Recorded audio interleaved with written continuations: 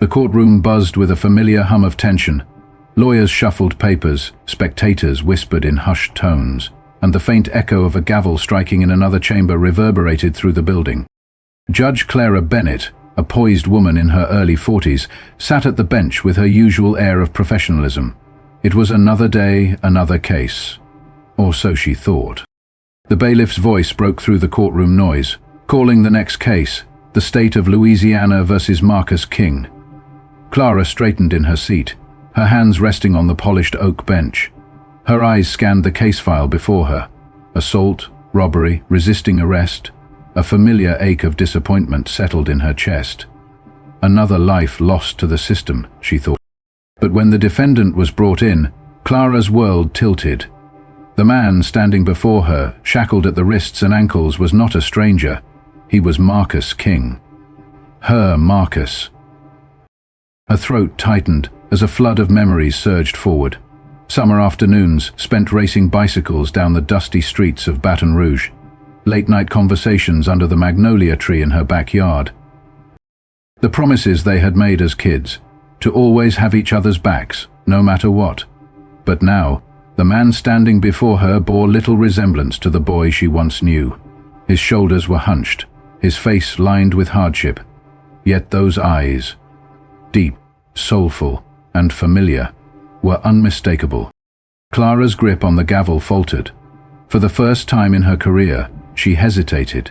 The courtroom seemed to shrink, the walls pressing in as she tried to process the impossible. Marcus glanced up, his expression a mix of shock and resignation. Recognition flickered in his eyes, but he quickly looked away, his head bowing slightly. The courtroom waited. Clara forced herself to speak. "Mr. King, you stand accused of assault and robbery. How do you plead?" His voice was rough, almost unrecognizable. "Not guilty, Your Honor." Her heart pounded. She wanted to stop everything and demand answers. What had happened to him? How had their lives diverged so drastically? But her role as a judge demanded composure. "Proceed," she said, her voice steadier than she felt. As the prosecutor, David Grant, began his opening statement, Clara's mind drifted back to a time long before black robes and gavels defined her days. She and Marcus had grown up in Baton Rouge, Louisiana, on opposite sides of town, divided not by distance, but by unspoken rules in their segregated community. Her family lived in a modest, one-story house with a white picket fence. Marcus's family resided in a weathered home at the edge of a cotton field, surrounded by rows of sugar cane. Their friendship had been an anomaly. Clara still remembered the day they met, a serendipitous encounter by the creek. She had wandered too far from her yard, and Marcus had been fishing, his line tangled in the reeds. She offered to help, and that simple gesture blossomed into years of secret adventures and shared dreams. "Clara," Marcus had once said, lying on the grass beside her under the stars, "you ever think about leaving this place, like really leaving, going somewhere people don't look at us funny just for sitting together?" She had laughed then, brushing off the idea. But Marcus wasn't joking. Even as a child, he saw the world for what it was, a place that didn't always make room for people like him. Their bond deepened, despite the whispers, the sideways glances, and the outright disapproval from both sides. But the weight of their reality was always there. And then, one summer day before high school, everything changed. Clara's father caught them sitting together on the front porch. His anger was swift and uncompromising. Marcus was banned from their home, and Clara was sent to a private school out of town. The years that followed built an impenetrable wall between them. Clara poured herself into her studies, determined to rise above the limitations of her small-town upbringing. Marcus, on the other hand, seemed to vanish. She heard rumors, run-ins with the law, odd jobs to make ends meet, but nothing concrete. And now, here he was. The courtroom came back into focus as David Grant presented the evidence. Clara watched Marcus carefully, her emotions a maelstrom beneath her professional exterior. She couldn't ignore the injustice that clung to his story, nor could she disregard the man he had become. But how could she ensure fairness while untangling her own past? As the trial unfolded, Clara found herself wrestling with more than just the facts of the case. She was confronting her own role, in a system that had failed people like Marcus, people who had dreams but no escape. By the time the day's proceedings ended, Clara knew one thing for certain. The road ahead would be fraught with challenges, but Clara resolved to walk it, step by step, truth by truth, starting with Marcus King. The prosecutor's voice snapped her back to the present. He was describing the alleged crime Marcus King was accused of, assaulting a store clerk during a robbery at a convenience store in Baton Rouge. The clerk had suffered minor injuries and the cash register had been emptied. Marcus was picked up a few blocks away, the cash allegedly still in his possession. Judge Clara Bennett studied Marcus as the prosecutor spoke. His posture was slouched, his hands clasped in front of him, but his expression was unreadable. Did he really do it, or was there more to the story than what the prosecution claimed? The courtroom adjourned for a lunch break, giving Clara a moment to gather her thoughts. As she returned to her chambers, her assistant, Sophia Turner, approached with a hesitant expression. "Judge Bennett, are you okay? You seemed a little distracted," Sophia asked. Clara hesitated. Should she confide in Sophia? Would it be unprofessional to admit that she knew the defendant? Instead, she shook her head. "I'm fine, just a lot on my mind." But she wasn't fine. How could she be, when the past she'd buried so deeply was sitting just a few feet away, waiting for her judgment? The courtroom was packed when the trial resumed. Reporters scribbled notes, the clerk shuffled papers, and the prosecutor, a sharp-faced man named David Grant, was ready to deliver his case. "Ladies and gentlemen of the jury," Grant began, his voice firm. "This case is about violence. It's about a man who walked into a convenience store and, without provocation, attacked an innocent clerk before stealing the cash register contents. The evidence will show that Marcus King is guilty of this crime." Clara felt a knot tighten in her stomach. The prosecutor's tone was clinical, detached, as if Marcus were nothing more than a name on a docket. She glanced at Marcus, whose gaze remained fixed on the table before him. The defense attorney, Rachel Collins, rose to present her opening statement. She was young but confident, with a voice that carried across the room. "The prosecution would have you believe this case is straightforward, but it's not. My client, Marcus King, has maintained his innocence from the start. We will show that there is more to this story, and that assumptions made on the night of the arrest do not hold up under scrutiny." The first witness was called to the stand, a store clerk named William Reed, who had been working on the night of the incident. He described seeing a man fitting Marcus's description enter the store, argue with the cashier, and then lunge over the counter. His testimony was detailed, but something about it felt rehearsed. Rachel's cross-examination was surgical.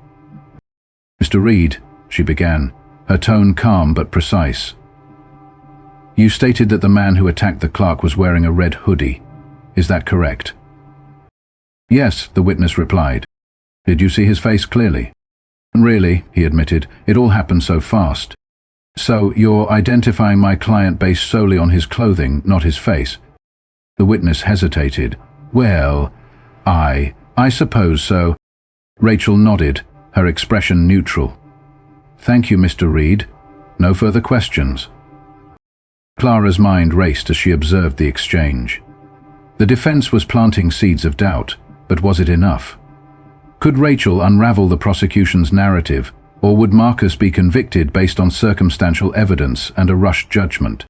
The weight of the case pressed down on Clara, and for the first time in her career, she felt unsure of what justice truly demanded. "Really? It was dark and he had the hood up," Rachel continued, pacing slightly. "So you're saying you couldn't definitively identify the individual who committed the assault?" "Well, no, but no further questions," Rachel said, cutting him off.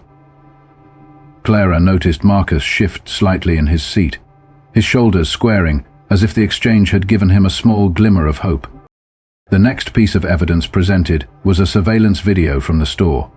The footage was grainy and poorly lit, showing a figure in a red hoodie entering the store. The prosecution argued that the person in the video was Marcus, but the quality made it difficult to discern any identifying features. As the video played, Clara studied it intently. Could this truly be Marcus? The figure moved quickly, grabbing at the counter before disappearing off screen. The footage ended abruptly, leaving an unsettling gap in the narrative. Marcus's defense relied on an alibi. He claimed he had been walking home from a friend's house at the time of the robbery. However, the friend was unwilling to testify, citing fear of retaliation from the community.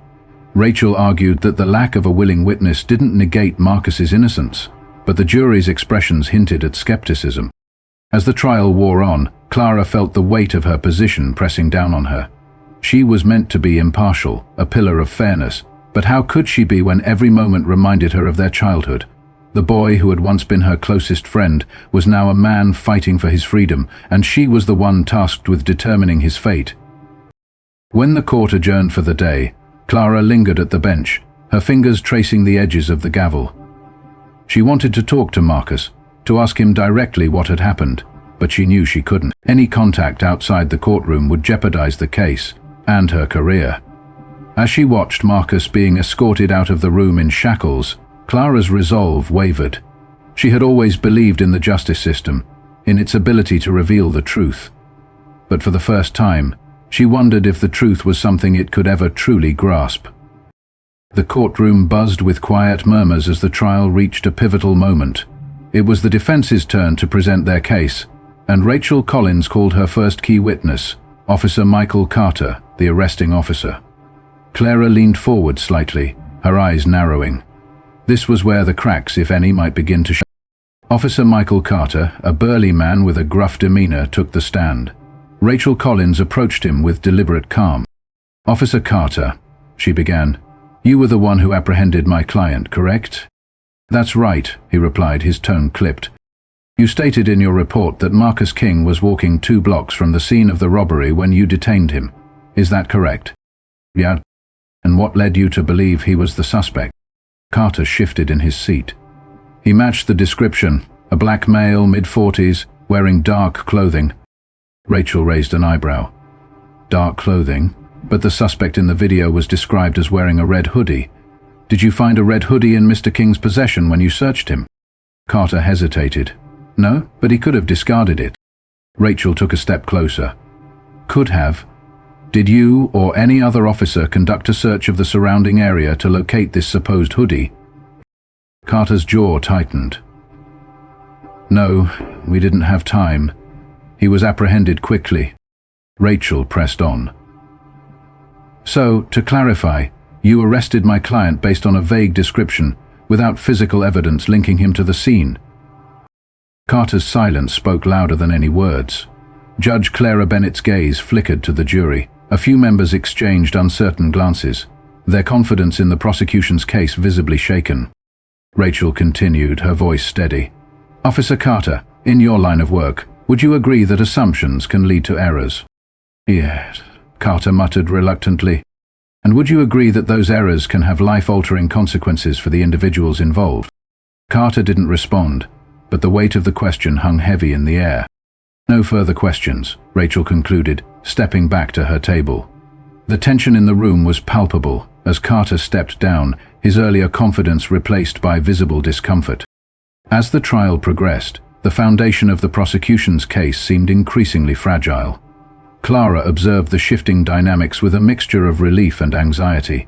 She didn't know where the trial would lead, but for the first time, it felt like the truth might have a fighting chance. Rachel wasn't done. "Officer Carter, do you recall if Mr. King said anything at the time of his arrest?" "He protested, said he was innocent," Carter replied, his voice low. "And did you consider investigating his claim, or did you assume guilt based solely on his appearance?" Rachel's tone was sharp, cutting through the courtroom tension. Carter's face reddened. "I followed protocol." "Protocol?" Rachel repeated, her voice laced with skepticism. "No further questions, Your Honor." The courtroom buzzed with murmurs as Carter stepped down, his credibility visibly shaken. Clara's heart pounded. This was no longer just a trial. It was a reckoning. Not just for Marcus, but for a system that seemed too eager to condemn him without question. The defense's next move was unexpected. Rachel introduced an expert witness, a forensic analyst who had reviewed the surveillance footage. The analyst explained that based on the height and build of the individual in the video, there was no definitive way to confirm it was Marcus. Furthermore, The timestamp on the footage had been altered, raising questions about its reliability. The prosecutor, David Grant, attempted to dismiss the testimony as conjecture, but the jury appeared unsettled. A shadow of doubt crept into the room, and Clara could feel its weight pressing down on everyone present. As the day drew to a close, Marcus was given the opportunity to testify on his own behalf. Rachel had warned him of the risks, but Marcus insisted. He stood, the chains around his wrists clinking softly as he approached the stand. His voice, though quiet, carried a raw sincerity that echoed in the silent courtroom. "I've made mistakes in my life," Marcus began, addressing the jury directly. "I've taken wrong turns, trusted the wrong people, but I didn't do this. That night, I was walking home, minding my own business, when the cops stopped me. They didn't ask questions. They just decided I fit the bill." His voice cracked slightly as he continued, his eyes scanning the faces before him. "I've been fighting my whole life, fighting to be seen as more than what people assume about me. But this, I'm tired. I just want the truth to matter." Clara's throat tightened as Marcus sat back down. His words hung in the air, a plea not just for justice but for humanity. She glanced at the jury, their faces a mix of emotions, doubt, empathy, and uncertainty. This was it. The truth was no longer confined to evidence or testimonies. It was a battle of conscience, a struggle against the weight of prejudice and assumption. The final day of the trial dawned, heavy with anticipation. The closing arguments were delivered with precision. The prosecutor, David Grant, leaned on the circumstantial evidence, urging the jury to trust the system's process. Rachel Collins, however, pleaded for the jury to look beyond the surface, to consider the glaring holes in the case and the humanity of the man on trial. Clara Bennett listened intently, her face impassive, though her mind raced. Her role was clear. She couldn't sway the jury, but she would have the final word if their verdict left room for interpretation. The burden of ensuring justice weighed heavily on her. The jury deliberated for hours. The courtroom emptied and refilled as people stretched their legs or whispered among themselves. Marcus King sat quietly, his hands clasped tightly in front of him. He hadn't looked at Clara since the first day of the trial, and she couldn't blame him. What could she possibly say to make any of this better? Finally, the bailiff announced that the jury had reached a verdict. The room fell silent, as the foreperson stood, a piece of paper trembling in her hands. In the case of the state of Louisiana versus Marcus King, we find the defendant. The pause was unbearable. Not guilty. The room erupted in a mix of gasps, murmurs, and even a few cheers. Clara tapped her gavel, restoring order. Marcus's shoulders sagged, as if a weight he had carried for years had finally been lifted. Tears welled in his eyes as he glanced toward the jury, then at Rachel, who gave him a reassuring nod. He didn't look at Clara, but she felt his unspoken gratitude. It was a moment that transcended words. As Marcus was unshackled and walked out of the courtroom a free man, Clara remained seated at the bench, her grip on the gavel firm. Justice, she thought, wasn't always perfect, but today it had prevailed. But she owed it to Marcus and to herself to try. As Clara descended the courthouse steps, the crisp evening air filled her lungs, grounding her in the moment. The hum of the city moved around her, a stark contrast to the quiet storm that raged in her thoughts. She paused at the bottom step, glancing back at the imposing structure of the courthouse. It stood tall and unyielding, a symbol of justice, yet to her it now seemed more fragile than ever. The echoes of Marcus's words lingered in her mind. "The world's never been fair, not for people like me." They were simple, spoken without anger, but they carried a weight she couldn't ignore.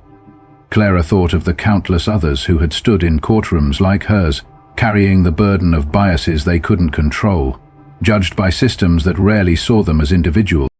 Clara's thoughts drifted to her childhood, back to the days when she and Marcus had imagined a world without barriers. It felt so naive now, but that memory had been a beacon for her, a reminder of the ideals she once held. Somewhere along the way, she realized she had allowed the system to dictate her role rather than reshape it. The next morning, Clara arrived at her office early, her heart heavy but resolute. She called Sophia Turner in and began outlining a new initiative she wanted to spearhead. a community outreach program aimed at creating transparency and equity within the legal system. "We need to listen to people," she told Sophia. "Not just their testimonies in court, but their stories, their experiences. We need to rebuild trust." Sophia nodded, her usual professionalism softening into admiration. "I think it's a brilliant idea, Judge Bennett. Where do we start?" Clara exhaled deeply, her resolve hardening. "With those who've been left behind. We start by understanding where the system has failed." Over the next few months, Clara threw herself into the project. She partnered with local organizations, held town hall meetings, and worked tirelessly to implement changes that would give people like Marcus a fighting chance. It wasn't easy. Pushback came from all sides, and there were moments when progress felt impossible. But Clara refused to back down. One afternoon, as she reviewed case files in her office, a small envelope was delivered to her desk. The handwriting on the front was familiar. Inside was a simple note. "Thank you for listening. Maybe the world can change after all." It was unsigned, but she didn't need a name to know who it was from. Clara smiled faintly, folding the note carefully before tucking it into her desk drawer. It wasn't closure, but it was a step. A reminder that every effort, no matter how small, could ripple outward. Clara looked out her window at the bustling streets below, her heart a mix of gratitude and determination. She couldn't change everything, but she could start somewhere. And somewhere, she decided, was enough.